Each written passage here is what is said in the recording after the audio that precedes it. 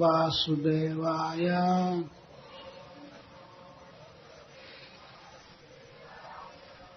ओम नमो भगवते वासुदेवाय।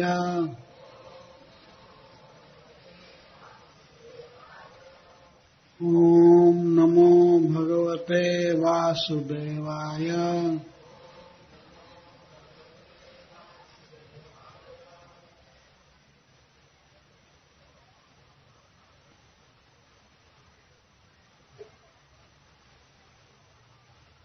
श्लोक 19 तीसरे का। यम धर्म कामार्थ विमुक्ति कामा भजन्त इष्टां गतिमाप्नुवन्ति किं पाशिशोरात्तपि देहमव्ययम् करोतु मेदभृदयो विमोक्षणम् एकान्तिनो यस्य न कञ्चनार्थम् वाञ्छन्ति ये वै भगवत्प्रपन्नः अत्यद्भुतं तच्चरितं सुमङ्गलम् गायन्तयानन्दसमुद्रमग्नः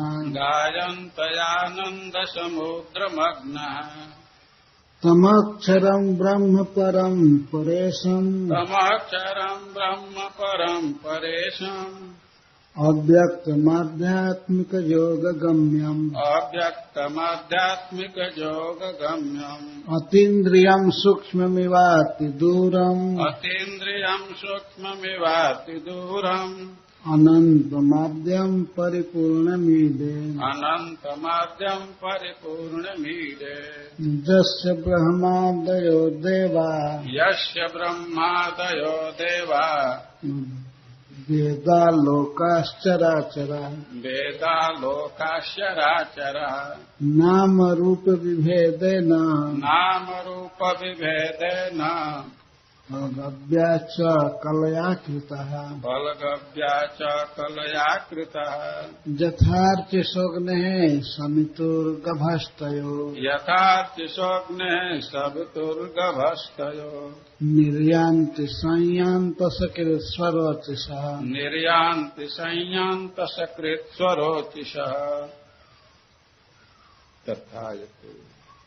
तथा यतोऽयं गुणसम्प्रवाहो बुद्धिर्मनःखानि शरीरसर्गः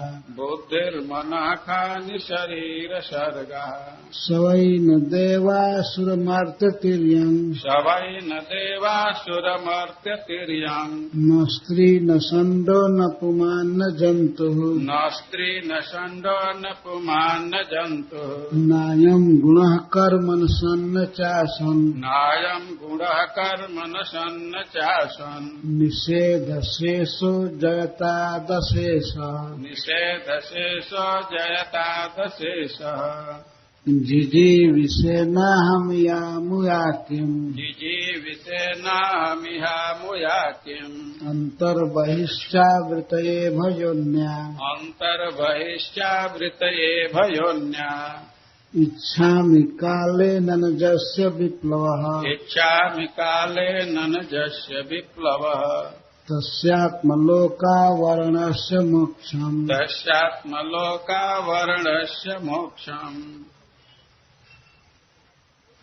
शब्दार्थ बोलिए। यम जिस भगवान को धर्म काम अर्थ विमुक्ति काम ऐसे व्यक्ति जो धर्म अर्थ काम तथा मोक्ष इन चार सिद्धांतों की कामना करते हैं, भजन्तः पूजा द्वारा इष्टाम लक्ष्य को गतिम गंतव्य आप्नुवन्ति प्राप्त कर सकते हैं। किम क्या कहा जाए, च भी आशीष अन्य आशीर्वाद, राति प्रदान करता है, अपि भी देहम शरीर को, अव्ययम आध्यात्मिक, करोतु आशीष दे, मैं मुझको, अदभ्रदय अत्यधिक दयालु भगवान, विमोक्षणम वर्तमान संकट से तथा भौतिक जगत से मोक्ष। अनुवाद और तात्पर्य श्रील प्रभुपाद के द्वारा। अनुवाद: भगवान की पूजा करने पर जो लोग धर्म, अर्थ, काम तथा मोक्ष इन चारों में रुचि रखते हैं, वे उनसे अपनी इच्छा अनुसार इन्हें प्राप्त कर सकते हैं। तो फिर अन्य आशीर्वादों के विषय में क्या कहा जा सकता है? कभी कभी भगवान ऐसे महत्वाकांक्षी पूजकों को आध्यात्मिक शरीर प्रदान करते हैं। जो भगवान वे मुझे वर्तमान संकट से तथा भौतिकवादी जीवन शैली से मुक्ति का आशीष दे। तात्पर्य: इस भौतिक जगत में कुछ लोग अकामी होते हैं, कुछ सकामी तथा कुछ धर्म, अर्थ, काम एवं अंततः मोक्ष की कामना करते हैं। अकामः सर्व कामो वा मोक्ष काम उदारधि तीव्रेण भक्ति योगेन यजेत पुरुषम परम। भागवत 2:3-10। यह संस्तुति की गई है कि मनुष्य की चाहे जो भी स्थिति हो, चाहे वह भौतिक लाभ चाहता हो या न चाहता हो या अंततः मोक्ष चाहता हो, उसे भगवान की श्रद्धा पूर्वक भक्ति करनी चाहिए, तभी उसे मनवांछित प्राप्ति होगी। ये यथा माम प्रपद्यन्ते तांस तथैव भजाम्यहम्। भगवान आदान प्रदान करते हैं, यहाँ तक कि एक सामान्य जीव भी जो चाहता है उसे कृष्ण प्रदान करते हैं। कृष्ण हर एक के हृदय में स्थित रहते हैं और जीव को मनवांछित वस्तु देते हैं। ईश्वरः सर्वभूतानां हृदये अर्जुन तिष्ठति भ्रामयन् सर्वभूतानि यंत्रारूढ़ानि मायया। हे अर्जुन, भगवान सबों के हृदय में आसीन हैं और भौतिक शक्ति से निर्मित यंत्र पर आरूढ़ हुओं की तरह सारे जीवों को घुमाते रहते हैं। भगवद गीता 18:61। भगवान हर एक को अपनी इच्छा पूर्ति का अवसर प्रदान करते हैं। यहाँ तक कि ध्रुव महाराज जैसे भक्त भी अपने पिता से अधिक बड़े साम्राज्य का वर चाहते थे। यद्यपि उन्हें आध्यात्मिक शरीर प्राप्त हुआ, किंतु उन्हें साम्राज्य भी प्राप्त हुआ, क्योंकि जो भी भगवान के चरण कमलों की शरण ग्रहण करते हैं उसे भगवान निराश नहीं करते। चूंकि गजेंद्र ने वर्तमान संकट से, या यूं कहे कि भौतिकवादिक जीवन से वर्तमान संकट से मुक्त होने के लिए शरण ग्रहण की थी, तो भगवान उसकी इच्छा पूर्ति कैसे न करते। जगत गुरु श्रील प्रभुपाद की।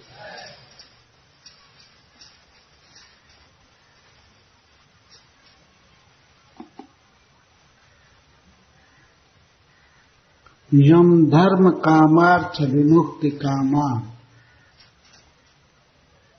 इस जीवन में जीव के लिए, खासकर मनुष्य के लिए 4 पुरुषार्थ हैं: धर्म, अर्थ, काम और मोक्ष। धर्म का अर्थ होता है कुछ शुभ कर्म करके, यज्ञ, दान, तप इत्यादि करके उच्चतर लोकों का सुख प्राप्त करना। इस पृथ्वी की अपेक्षा ऊपर के लोकों में बहुत अधिक भोग है, सुख है, भौतिक सुख। ये हम लोग रात में तारा मंडल देखते हैं, ये सब बहुत बड़े बड़े लोक हैं और उन लोकों में जीवन की अवधि बहुत लंबी है, शरीर बहुत सुंदर है और बलवान है, और वहां जो भी भोग मिलते हैं वे बहुत उत्कृष्ट कोटि के भोग हैं।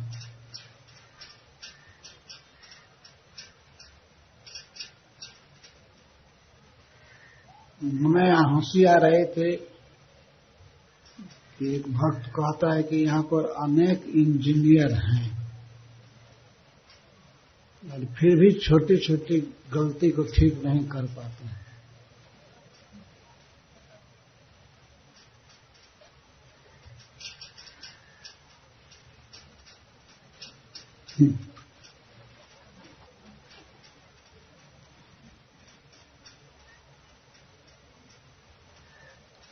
तो ऊपर के जो भोग हैं स्वर्गीय लोकों के, उनको धर्म कहा गया है। धर्म इसलिए कहा जाता है कि वे धर्म का आचरण करने से मनुष्य को प्राप्त होते हैं। भगवत गीता में भगवान ने कहा है, यज्ञ करके दान करके बहुत से लोग हमसे प्रार्थना करते हैं, स्वर्गतिम प्रार्थयन्ते, स्वर्ग में रहने और वहां के भोगों को भोगने की लालसा रखते हैं। तो जीवन में यह एक पुरुषार्थ है, स्वर्ग प्राप्त करना, उच्चतर लोक प्राप्त करना। और दूसरा पुरुषार्थ है अर्थ। अर्थ है का अर्थ है धन। धन चाहते हैं, धन कमाते हैं विविध प्रकार से इस पृथ्वी पर ही, चाहे व्यापार द्वारा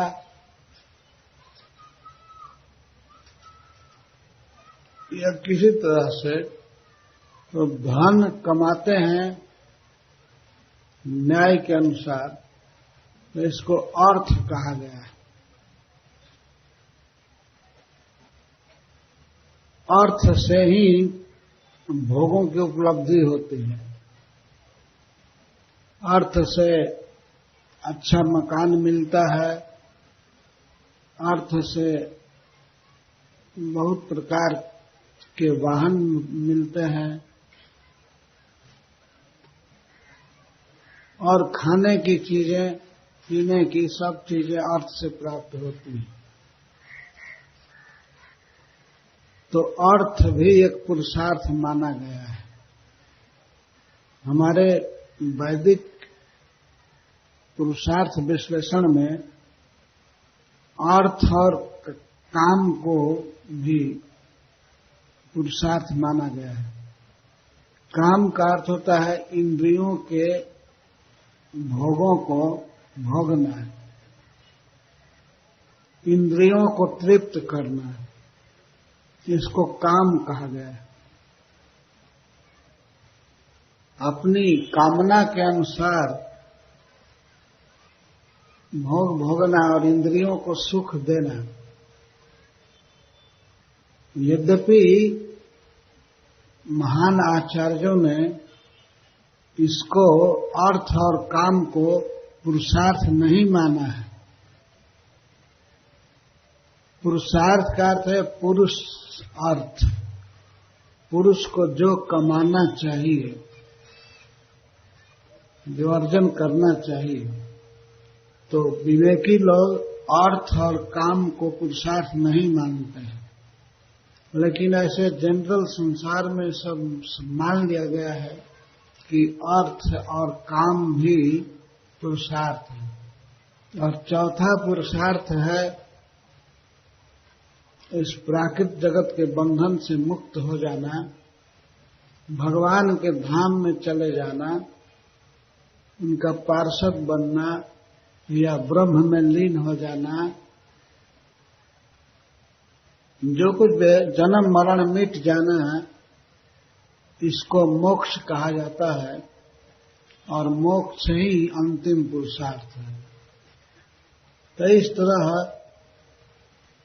धर्म, अर्थ, काम और मोक्ष, इनको पुरुषार्थ कहा गया है। तो जो भी व्यक्ति, जो भी लोग धर्म चाहते हैं, स्वर्ग चाहते हैं या अर्थ चाहते हैं, काम चाहते हैं या मुक्ति चाहते हैं, इसकी कामना रह करके यम भजनतम, जिनका भजन करते हैं, भगवान का भजन करते हैं, कृष्ण का भजन करते हैं, तो इन सभी प्रकार के सकामी लोगों के, भजन करने वाले भक्तों के इष्टम गति, अपनी इच्छित गति को भगवान देते हैं, वे प्राप्त करते हैं भगवान की कृपा से। भजंत इष्टम गतिम आपनुवंत, इष्टम गतिम, इष्टम गतिम का अर्थ है जो चाहते हैं, चाहे अर्थ या काम या धर्म या मोक्ष, जो भी चाहते हैं भगवान उसको देते हैं। भक्ति के बल से वे प्राप्त कर लेते हैं। यम धर्म कामार्थ विमुक्ति कामार्थ, विमुक्ति मतलब विशेष मुक्ति, वि का अर्थ है विशेष, विशेषण, और मुक्ति का अर्थ है मोक्ष। विशेष मोक्ष क्या है? स्पेशल मोक्ष है भगवान का पार्षद बनना, भगवान के साथ रहना और उनकी सेवा का आनंद लुटना, ये है विमोक्षण, ये विशेष मुक्ति है। तो जो भी भक्त इस तरह के कामना रखते हैं तो उनकी कामना के अनुसार भगवान देते हैं।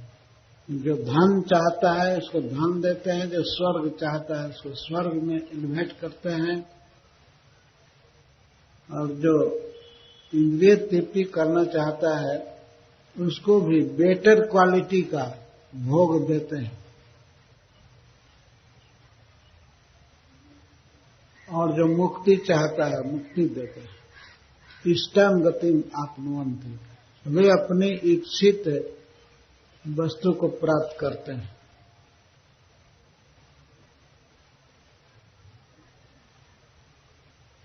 केवल भगवान इतना ही नहीं करते हैं, वे दया के समुद्र हैं, दया सिंधु हैं। वो जो भक्त चाहता है वो तो देते ही हैं, केवल इतना ही नहीं किंतु आशीष अन्य भी आशीर्वाद देते हैं, अन्य भी वस्तुएं देते हैं। जैसे ध्रुव महाराज राज्य चाहते थे सबसे बड़ा, लेकिन भगवान ने केवल वही नहीं दिया,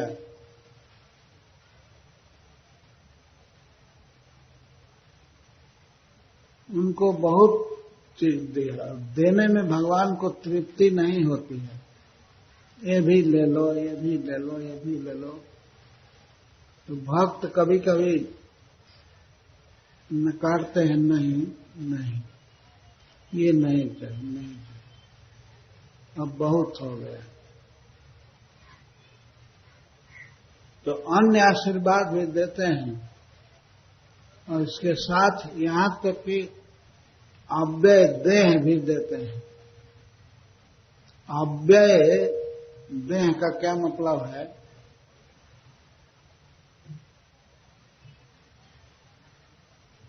वह शरीर जिसमें जन्म मृत्यु व्याधि वगैरह नहीं आते,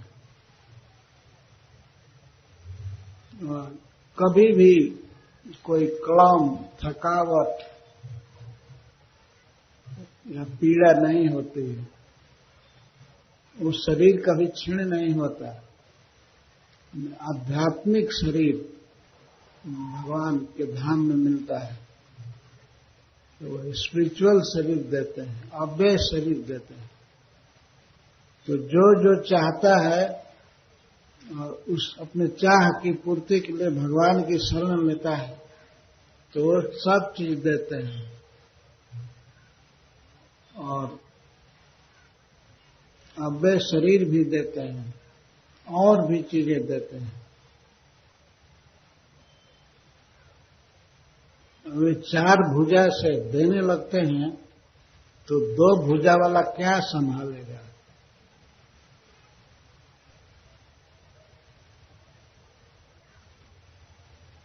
इस तरह जो अदभ्र दया, जो अनल्प दया वाले हैं, जिनकी दया अपार है, वे प्रभु से, उन प्रभु से मैं प्रार्थना करता हूं केवल मैं विमोक्षण,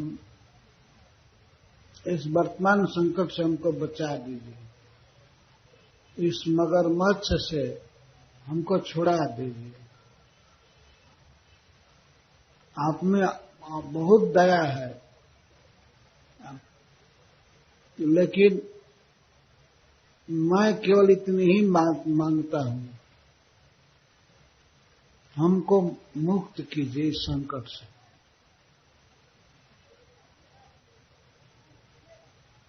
गजेंद्र की इच्छा केवल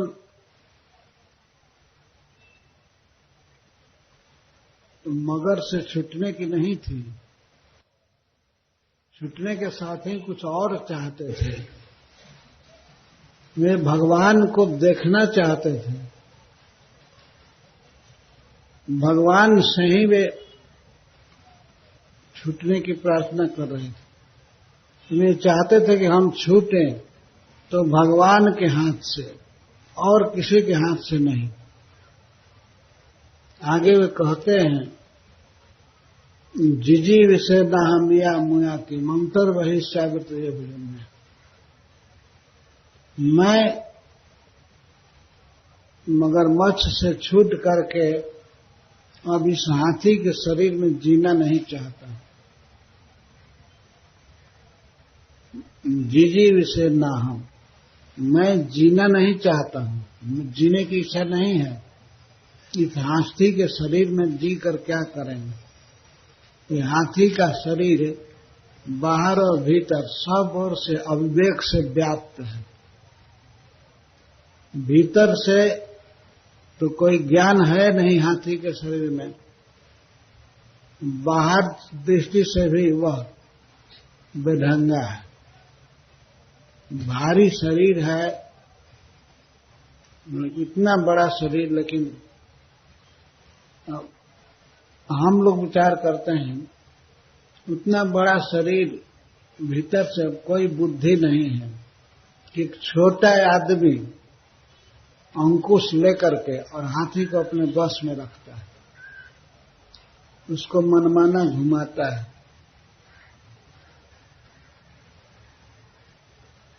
और हाथी के शरीर में भी कोई क्षमता नहीं है कि वो नवधा भक्ति कर सके, भगवान की पूजा वगैरह कर सके। तो इस शरीर में हम जी कर क्या करेंगे। और चाहते थे कि भगवान आवे, भगवान का दर्शन हो, हमको वे छुए, आश्वासन दें। जैसे छोटा सा बच्चा रोने लगता है कभी कभी, तो कभी वो भूख से व्याकुल रहता है, कभी बुखार से या किसी रोग से आक्रांत रहता है, तो मां के लिए रोने लगता है। और उस समय दूसरी स्त्रियां या दूसरे लोग उसको सांत्वना देते हैं कि चुप रहो, चुप रहो, चुप रहो। लेकिन कई लोग उसे अपने गोद में लेते हैं और सब जगह वो रोता ही रहता है अपने मां की गोद के लिए। जब मां लेती है तब वो चुप हो जाता है। तो इस तरह से गजेंद्र भगवान के लिए रो रहे थे। वास्तव में वो केवल ग्राह से छूटने के लिए नहीं भगवान को पुकार रहे थे, भगवान को पुकार रहे थे उनको देखने के लिए। अभी देखे नहीं थे, भगवान आएंगे और हमें स्पर्श करेंगे, हमारा आंसू पोंछेंगे, सांत्वना देंगे। तो बच्चा अपने मां की गोद में जब जाता है तो मां उसका आंसू पोंछती है और सांत्वना देती है, फिर दूध पिलाने लगती है।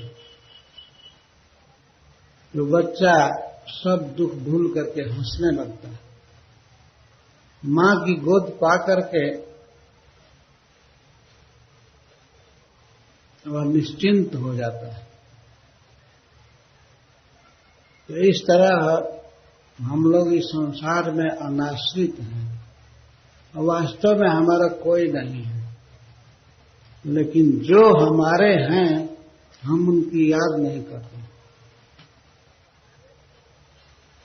परंतु वे ऐसे दयालु हैं कि भजन करने पर हम जो चाहते हैं वो तो देते ही हैं,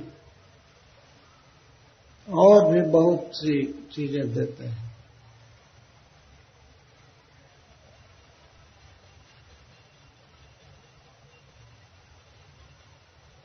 तो गजेंद्र कह रहे हैं, लेकिन इस तरह से जो भजन करते हैं उनकी तो इच्छा पूरी भगवान करते ही हैं, और उन्हें जो इच्छा नहीं होती है, जो नहीं चाहते हैं, वो भी देते हैं। लेकिन मैं जो यह प्रार्थना कर रहा हूं ग्राह से छूटने के लिए, यह भी इसीलिए चाहता हूं कि मैं भक्ति के सुख से अनभिज्ञ हूं। भक्ति में कितना सुख है, आनंद है, इसको मैं नहीं जानता हूं। तो भक्ति के सुख में निमग्न रहने वाले भक्त कुछ भी नहीं चाहते हैं। एकांतिनो जस्न कंचनार्थम वांछन्ति ये वै भगवत प्रपन्नः अत्यद्भुतम तच्चरितम सुमंगलम गायन्त आनंद समुद्र मग्नः। भक्ति में सर्वप्रधान चीज क्या है? कृष्ण का कीर्तन करना। तो जो आपके एकांतिक भक्त हैं, दास हैं, अनन्य भक्त हैं, वे अनन्य भक्त नजस्य एकांतिनो जैसन कंचनार्थम, कोई भी अर्थ वस्तु नहीं चाहते हैं, उनकी इच्छा ही नहीं होती है। क्यों?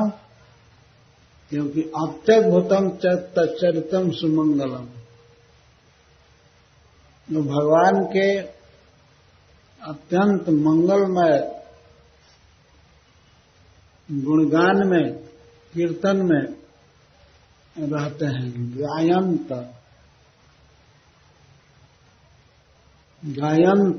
गाते रहते हैं, और इस तरह वे आनंद के समुद्र में मग्न रहते हैं। भगवान की भक्ति में कोई थोड़ा आनंद नहीं है,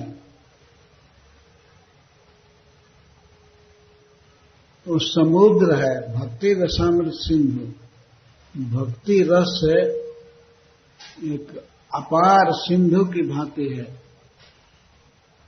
और इसमें जो मग्न रहते हैं भक्त लोग, तो उन्हें और कोई भी कामना नहीं होती है, स्वर्ग की या अपवर्ग की, किसी चीज की कामना नहीं होती।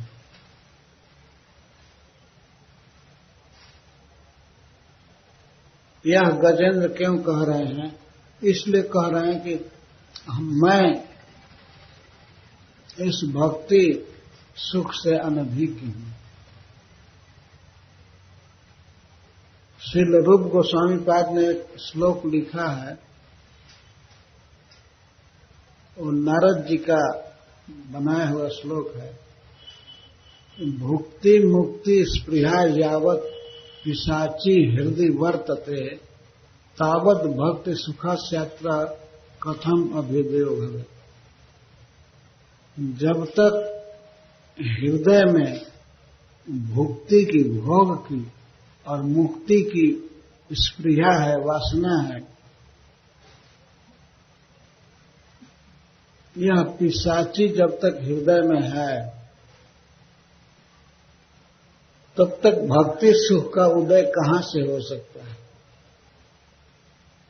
जैसे जन्म लेते ही किसी बच्चे को पिशाची मार देती है, तो इसी तरह थोड़ा सा भक्ति का सुख का उदय हुआ तो ये भुक्ति और मुक्ति की वासना पिशाची की तरह इसको खा जाती है।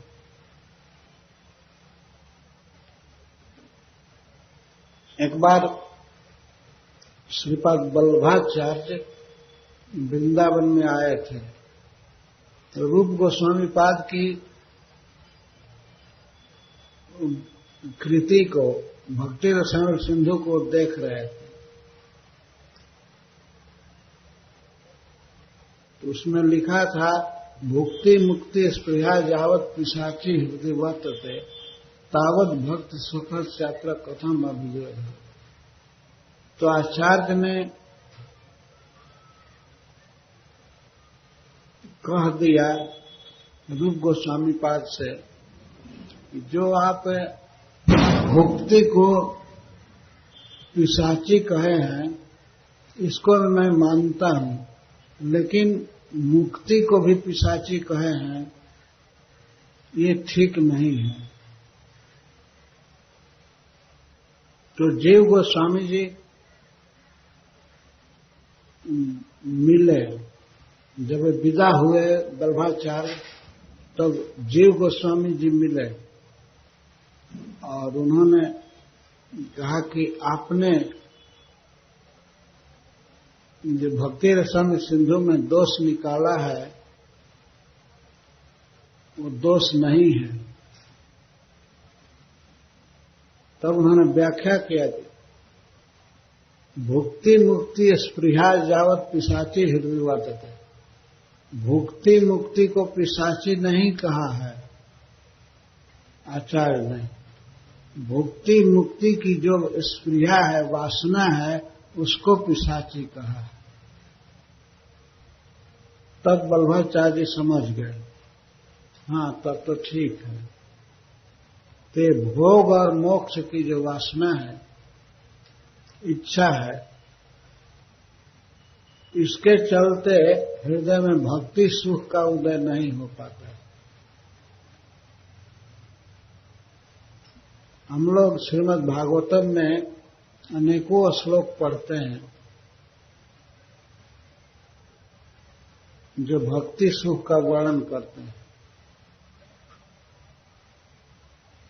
और भक्ति के आनंद के आगे भक्त साफ कहते हैं, मुझे और कुछ नहीं चाहिए, मुझे स्वर्ग नहीं चाहिए, मुझे रसातल की संपत्ति नहीं चाहिए, ब्रह्मलोक का सुख और नहीं चाहिए, और अपवर्ग का सुख कि मेरा जन्म हो और मुझे भक्तों का संग मिलता रहे।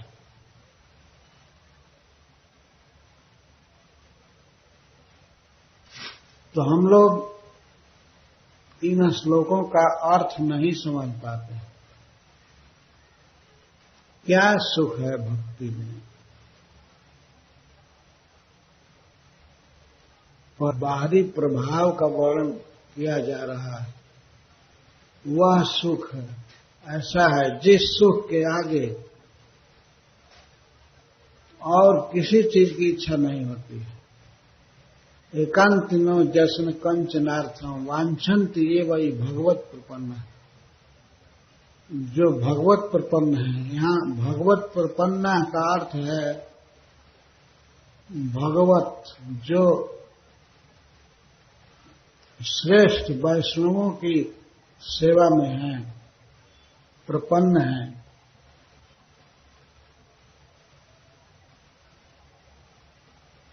भक्तों की संगति में हैं, वे कभी भी अन्य वस्तु की इच्छा नहीं करते। यहां भगवत प्रपन्न का अर्थ है जो भगवान की शरण में है, ये अर्थ नहीं है। इसीलिए चैतन्य महाप्रभु ने कहा है भागवत के अर्थों का आस्वादन। भागवत के एक एक शब्द में अद्भुत अर्थ हैं और वे अर्थ कृष्ण की भक्ति पर पर्यवसित होते हैं।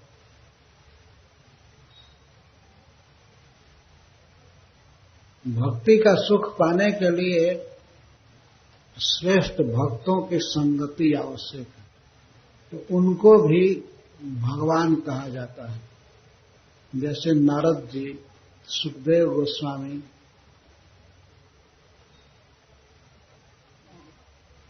और भी वर्तमान समय में जैसे श्रील प्रभुपाद, जो भगवान की भक्ति में अग्रसर पुरुष हैं, जिन्हें कोई कामना नहीं है, तो वे भी भगवान हैं। माया को परास्त करके भगवान में अपने चित्त को रखना और अपनी वाणी से हमेशा भगवान का कीर्तन करना, उनका नाम जपना, ऐसा करना ये बहुत बड़ी भगवत्ता है, बहुत बड़ा ऐश्वर्य है। तो ऐसे जो लोग हैं भगवान की भक्ति में अडिग टिके हुए हैं, अनेक बाधा विघ्नों के बाद भी कृष्ण के चरण कमल को वे नहीं भूल पाते हैं, आधे निमिष के लिए भी। एक और सारा जगत हो, सारा स्वर्ग, सब कुछ भोग हो, और एक तरफ एक सेकंड के लिए कृष्ण के चरण कमल की विस्मृति है। और कहा जाए भक्त से कि आप थोड़े देर के लिए कृष्ण को भूल जाइए, एक सेकंड के लिए, आपको हम तीनों लोगों का राज्य देंगे, भोग देंगे। लेकिन भक्त कहता है नहीं, हमको तीनों लोगों का राज्य नहीं चाहिए, हम कृष्ण के चरण कमल को एक सेकंड के लिए भी भूल नहीं सकेंगे। त्रिभुवन विभव हे तवे वैकुंठ स्मृति, त्रिभुवन की सारी संपत्ति के लिए भी जो कृष्ण की स्मृति का तार नहीं तोड़ पाते हैं, वे वैष्णव में अग्रगण्य हैं, तो वे भगवान हैं, वे भगवत। तो ऐसे भक्तों की शरण में जो रहते हैं, वे अनन्य भक्त कुछ भी नहीं चाहते।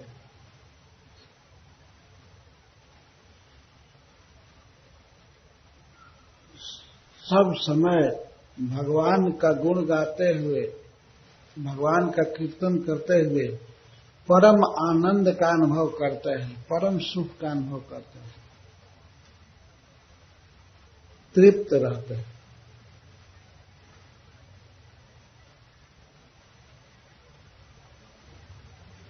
तमक्षरम ब्रह्म परम परेशम अव्यक्तमाध्यात्मिक योग गम्यम। भगवान के गुण, भगवान के चरित्र अत्यंत मंगलमय है, सुमंगलमय और अद्भुत है। इसी बात को कहने के लिए गजेंद्र कह रहे हैं कि भगवान तमक्षरम ब्रह्म, वे अक्षर ब्रह्म है, पूर्ण ब्रह्म, सब तरह से परिपूर्ण, अव्यक्त। अव्यक्त है उनका शरीर और शरीर से किए जाने वाले कर्म सब प्रकृति के अंदर के नहीं हैं, अव्यक्त, प्राकृतिक प्रपंच से अतीत, सब कुछ चिन्मय है, दिव्य है। भगवान अव्यक्त है। व्यक्त का अर्थ होता है प्राकृतिक पदार्थों से जो अभिव्यक्त हुआ है। तो प्राकृतिक पदार्थों के कारण जिसकी कोई अभिव्यक्ति नहीं है, जो पूर्ण स्पिरिचुअल है, पूर्ण आध्यात्मिक है, वो है अव्यक्त।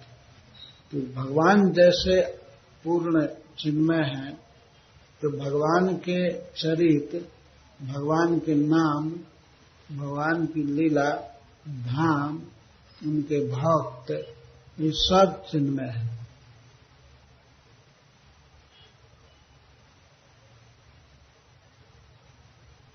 कृष्ण का रूप, कृष्ण का चरित्र, कृष्ण का नाम, कृष्ण का गुण, कृष्ण का धाम और कृष्ण के भक्त सब चिदानंद हैं। तमक्षरम ब्रह्म परम परेशम अव्यक्तमाध्यात्मिक योग गम्यम। भगवान परम ईश्वर है, परेश है, अव्यक्त है और उनको जाना जा सकता है, पाया जा सकता है आध्यात्मिक योग से। आजकल जो योग है, जिसको लोग योगा कहते हैं, यह तो केवल मैटर को, शरीर को ठीक रखने के लिए होता है, आत्मा से इसका कोई संबंध नहीं है। लेकिन भगवान को पाया जाएगा आध्यात्मिक योग से, आध्यात्मिक योग गम्यम। भगवान का नाम लेना, भगवान की पूजा करना और भगवान के चरित्र को पढ़ना और कहना, ये सब आध्यात्मिक योग है। आध्यात्मिक योग गम्यम, जो प्रभु आध्यात्मिक योग से प्राप्त होते हैं। अतीन्द्रियम, यद्यपि वे सबके हृदय में हैं, लेकिन मन सहित समस्त इंद्रियों से बहुत परे है। अति इंद्रियम, इंद्रियों से पार, इंद्रियां वहां तक नहीं पहुंचती। यतो वाचो निवर्तन्ते अप्राप्य मनसा सह। वाणी, बड़े बड़े कवियों की वाणी, बड़े बड़े विद्वानों की वाणी, जो बोलने में बहुत तेज है और उनका मन बड़ा सूक्ष्म तत्व को पकड़ लेता है, लेकिन उनके लिए भी, ब्रह्मा जी और भगवान शिव के लिए भी, सनकादि के लिए भी भगवान के बारे में पूरा सोच लेना असंभव है। तो जतो वाचो निवर्तन्ते, जहां तक जिनकी ओर जा करके वाणी और मन के साथ लौट आती है, और उस भगवान का ठीक ठीक वर्णन नहीं हो सकता है। मन में चिंतन ठीक से नहीं हो, एजिटेट नहीं हो सकता। तो अद्भुत उनके चरित्र हैं, और परम मंगलमय है। परंतु फिर भी जितनी वाणी भगवान ने हमको दी है, जितना बोलने की शक्ति है, गाने की शक्ति है, उतना जरूर गाना चाहिए और बोलना चाहिए। यही कर्तव्य है। तमक्षरम ब्रह्म अव्यक्तमाध्यात्मिक योग गम्यम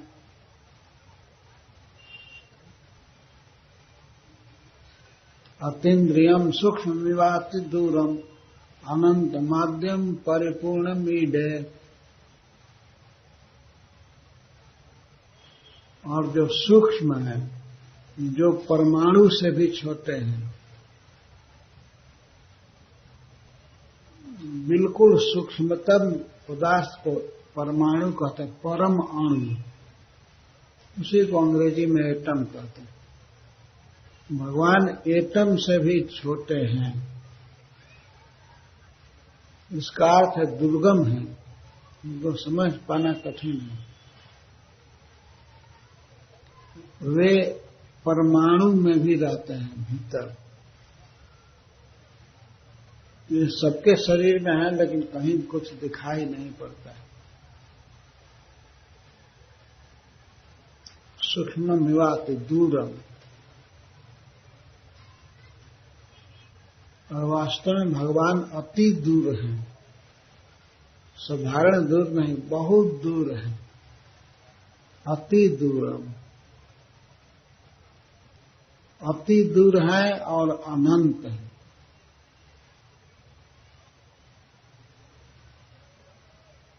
भगवान हृदय में ही सबके हैं, लेकिन फिर भी बहुत दूर है।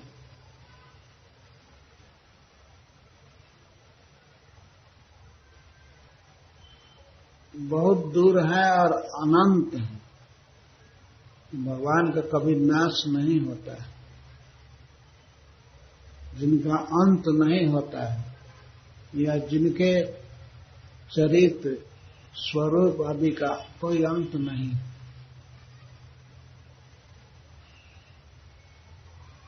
जो सब तरह से परिपूर्ण है, परिपूर्ण है, उनको किसी वस्तु का कभी कोई अभाव नहीं है। भगवान गीता में कहते हैं कि हे अर्जुन, ऐसी कोई चीज नहीं है जो मेरे लिए प्राप्त करना बाकी है, फिर भी मैं कर्म करता हूं। तो अद्भुत चरित्र हुआ ना। कुछ चाहिए ही नहीं, सब कुछ प्राप्त है, सब कुछ उन्हीं से निकलता है, फिर भी भगवान कर्म करते हैं। फिर द्वारका में रह करके और मथुरा में रहकर भगवान विविध कर्म करते हैं। देखा जाता है कि वे असुरों का संहार करते हैं, किसी के पक्ष से युद्ध करते हैं। उनको किसी चीज की जरूरत नहीं है, सब तरह से पूर्ण है, फिर भी ये सब लीलाएं करते हैं। यही सब भगवान के चरित्र की आश्चर्यमयता है, ये अद्भुत है।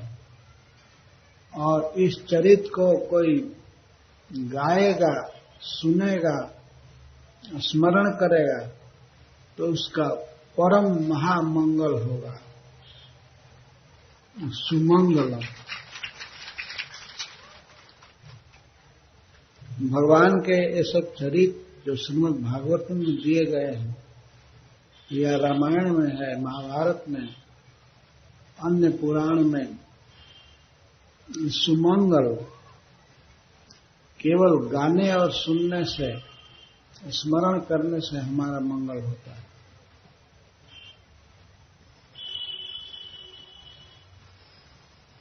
सारी विपदाएं कट जाती हैं और सब कुछ प्राप्त होने होता है। तो ऐसा जिनका सुमंगल चरित्र है और अद्भुत चरित्र है, जिनके भक्त कुछ भी नहीं चाहते, केवल उनके चरित्र को गाते रहते हैं, उन परिपूर्ण ईश्वर की मैं वंदना करता हूं, नौमी मैं नमस्कार करता हूं। ईडे का अर्थ मैं स्तुति करता हूं, प्रणाम करता हूं।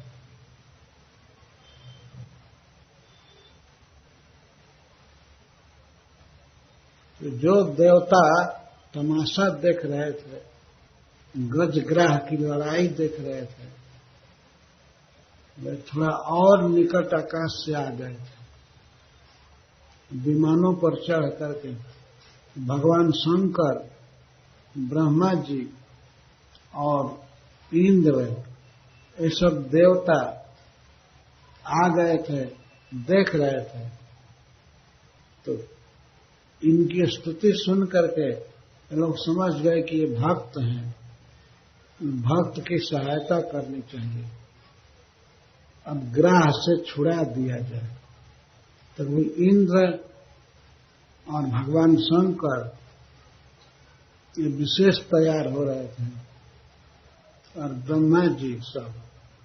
तो गजेंद्र बोलते हैं, जस ब्रह्मादयो देवा वेदा लोकाश्चराचरा नाम रूप विभेदे न अवगव्या कलयाकृता।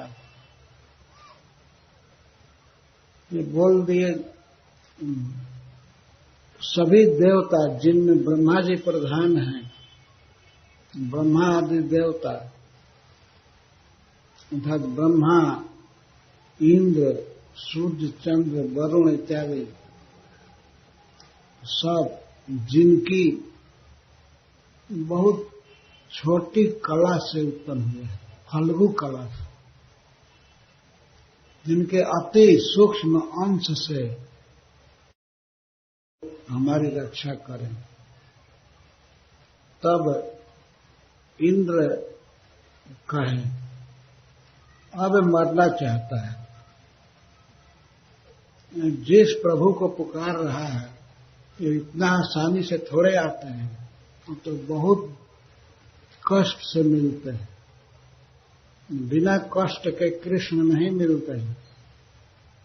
तो देवता समझ रहे थे कि जिनको ये पुकार रहा है वे प्रभु जल्दी नहीं आते हैं, अब इसको मरना पड़ेगा। हम तो सोचते थे कि बचा दे, लेकिन अभी मरेगा।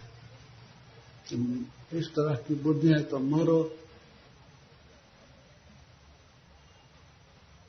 जब इन्होंने कह दिया कि ब्रह्मा आदि देवता और सब वेद और सब लोक जिनके एक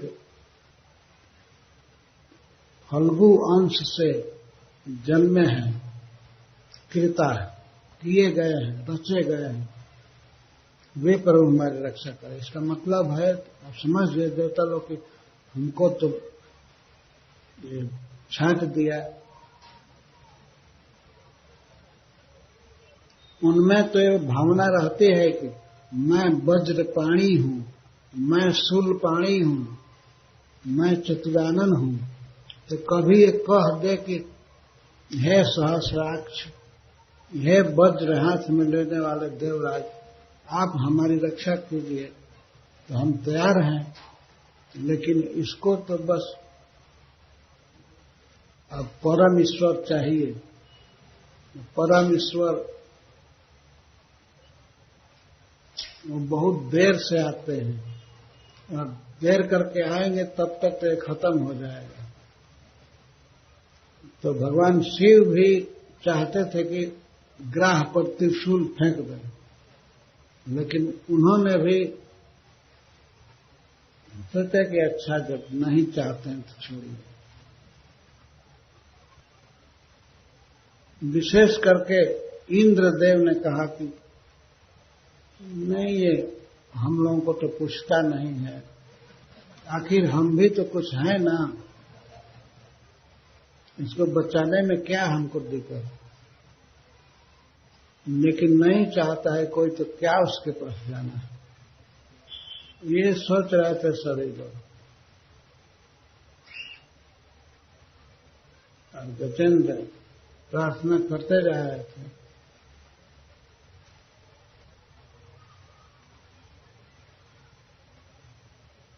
तो सब देवता और सभी जीव, सारा संसार कैसे भगवान से प्रकट होता है, इसको गजेंद्र कह रहे हैं। यथार्थ सग्ने सवितुर्गभस्तयो निर्यांत संयांत सकेश्वर तिसः तथा जतोजन गुण संप्रवाहो बुद्धिर्मना खानि शरीर सर्गः। उदाहरण दिए, 2 उदाहरण। जैसे स्वारोचिष स्वयं प्रकाश अग्नि से और स्वयं प्रकाश सूर्य से, जैसे अग्नि से लपटें निकलती रहती हैं और सूर्य से सवितु, सूर्य से प्रकाश निकलता रहता है और वह प्रकाश और अग्नि की लपट फिर उसी में समा जाती है। अग्नि जब बुझ जाती है तो लपट सब कहाँ चली जाती है? वो अग्नि से उत्पन्न है और अग्नि में ही समा जाती है। तो इस तरह से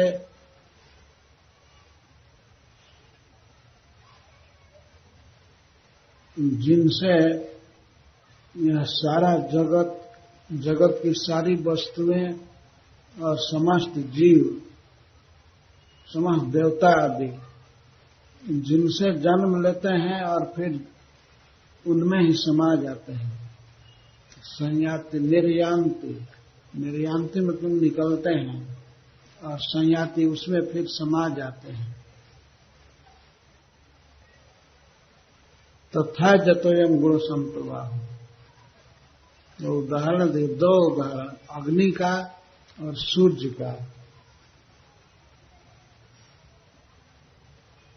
जैसे अग्नि से लपटें निकलती हैं और सूर्य से किरणें निकलती हैं और फिर सूर्य में समा जाती हैं, अग्नि में समा जाती हैं। जैसे सूर्योदय होता है तो सूर्य से किरणें निकलती हैं और सारे विश्व में भर जाती हैं, लेकिन सूर्य के अस्त होने पर वे किरणें कहाँ चली जाती हैं? फिर सूर्य में समा जाती हैं। तथा ऐसे ही यह गुणसम प्रवाह, यह भौतिक जगत, इसकी समस्त वस्तुएं और समस्त जीव जिनसे निर्यांति भगवान से निकलते हैं और फिर भगवान में ही समा जाते हैं।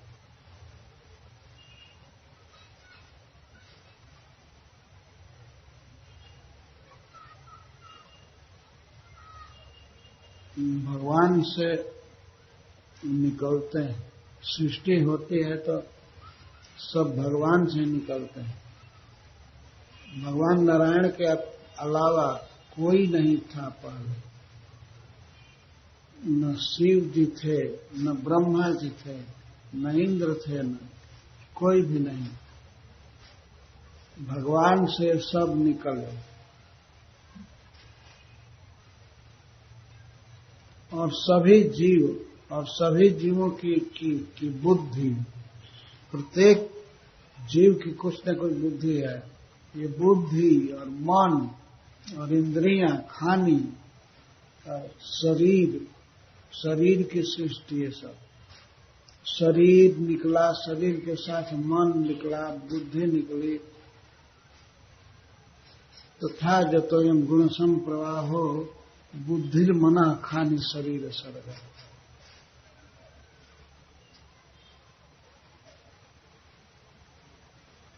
जैसे संसार में हम देखते हैं, जब कोई बच्चा जन्म लेता है तो जन्म से ही वह मन, बुद्धि वगैरह लेकर के जन्म लेता है। उसकी इंद्रियां रहती हैं, इंद्रियों की कार्य क्षमता भी रहती है। तो ये सब चीजें जैसे वो मां के शरीर से जन्म लेता है साथ में रहती हैं, उसी प्रकार से सारे जीव भगवान से निकलते हैं। देवता, असुर मनुष्य सभी, पशु पक्षी कीट पतंग सब, और फिर अंत में भगवान में ही समा जाते हैं। भूत्वा भूत्वा प्रलीयते, भगवान गीता में कहते हैं यह जगत हो करके फिर लय को प्राप्त होता है, विलीन हो जाता है। विलीन कहाँ होता है? जिनसे जन्ही में विलीन हो जाता है। अतः मैं जिसको पुकार रहा हूं, परम ईश्वर को, परम भगवान को, वे भगवान इनमें से कोई नहीं है। सब देवता, असुर, मनुष्य भगवान से पैदा हुए हैं। अतः भगवान कोई मनुष्य नहीं है, भगवान कोई देवता नहीं है, भगवान कोई असुर नहीं है, भगवान कोई पक्षी नहीं है, कोई पशु नहीं है, कोई स्त्री नहीं है, भगवान कोई पुरुष नहीं है। ये कह रहे हैं। सवै न देवासुर मर्त तिर्यं, भगवान देवासुर मर्त तिर्यं,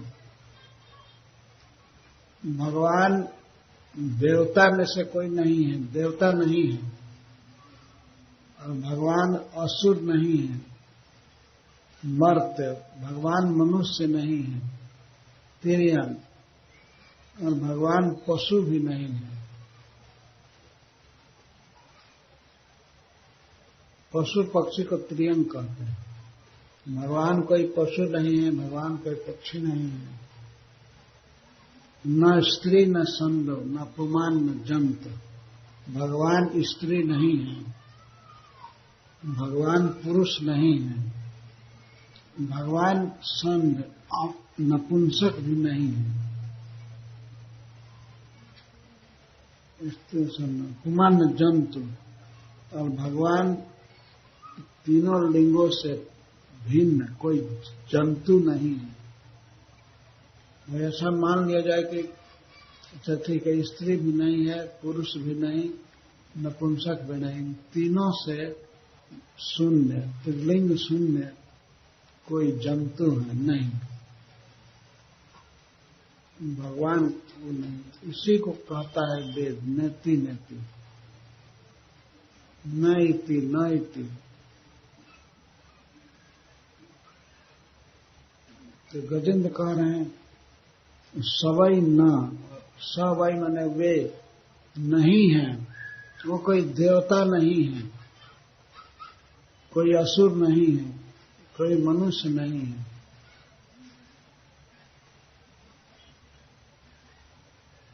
न स्त्री न संदो न पुमान न जंतु, न स्त्री है न पुमान है, पुरुष है, न संड है, न नपुंसक है, और न तीनों लिंगों से शून्य कोई जंतु है।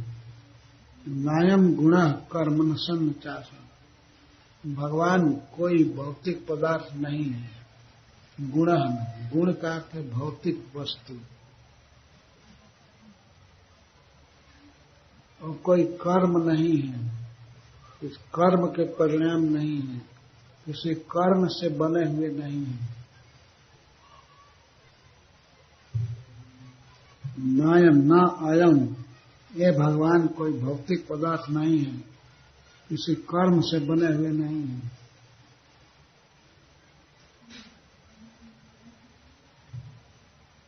भगवान सत नहीं है, भगवान असत नहीं है।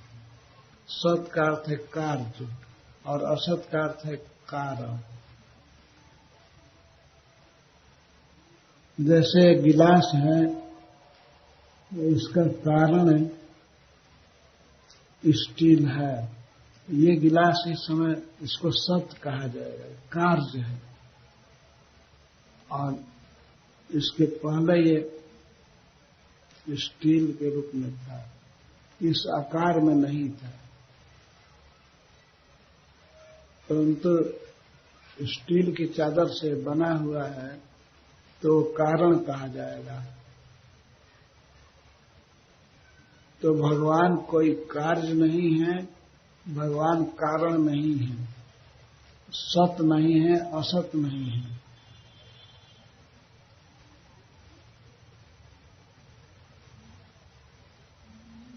निषेध शेषो, तब वो क्या है? निषेध शेषा, सबका निषेध करने के बाद तो देवता नहीं, मनुष्य नहीं, पशु नहीं, पक्षी नहीं, कुछ नहीं, कर्म नहीं, गुण नहीं, इन सबका निषेध करने के बाद जो बचेगा भगवान वो है। मतलब यह नहीं है, इससे परे है, इसकी अवधि के रूप में भी वर्तमान है। तो सबका निषेध करने के बाद बचे रहते हैं और स्वयं अशेष, जैता अशेष, अशेष भगवान का कभी शेष नहीं होता है। वे अनंत हैं ही, जिनका कोई अंत नहीं है, अशेष है। भगवान शेष भी हैं और अशेष भी हैं। शेष का अर्थ है कि सबका अंत होने पर बचे रहते हैं, शेष रहते हैं, और अशेष का अर्थ जिनका अंत नहीं है। वे भगवान जयता, जयता का अर्थ है मद विमोक्षणाय आविर्भवतु। वे भगवान जो इस तरह के हैं, मेरे मोक्ष के लिए, मुझे ग्रह से मुक्त करने के लिए प्रकट हों। आविर्भवतु, हमारे पास आ रहे। सब देवता स्वर्ग के, ब्रह्मा जी और शंकर जी जिसमें प्रधान थे, आगे थे, ये लोग देख रहे थे सब दूर से।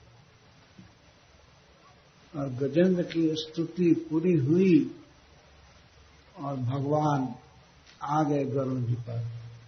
तो मैं यह कथा कल कहूंगा, भगवान किस तरह आए और गजेंद्र को मुक्त किए। अभी 2-3 श्लोक स्तुति के रह गए हैं, इसको कह करके मैं कल भगवान को प्रकट करूंगा। हरे कृष्ण।